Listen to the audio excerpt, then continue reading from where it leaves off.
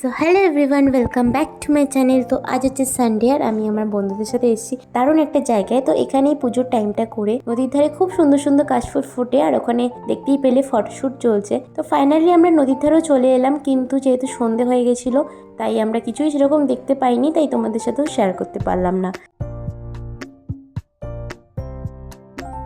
যেহেতু আমরা এখানে পৌঁছতে অনেকটাই লেট করে ফেলেছিলাম, তাই আজকে তোমাদের সাথে জায়গাটা শেয়ার করতে পারলাম না। একদিন চেষ্টা করব বিকেল করে এসে তোমাদের সাথে জায়গাটা শেয়ার করার।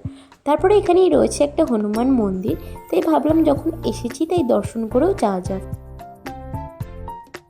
তারপর দর্শন শেষ করে আমরা ফাইনালি মন্দির থেকে বেরিয়ে পড়ি।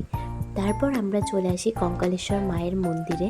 এখানে একটা পার্কের মতন রয়েছে, তো সেখানে কিছুক্ষণ সময় কাটিয়ে আমরা ফাইনালি পার্ক থেকে বেরিয়ে পড়ি। তারপর একটু ঠান্ডা ঠান্ডা বরফ পানি খেয়ে বাড়ি চলে আসি। তোমরা ভিডিওটাকে লাইক করো। বাই।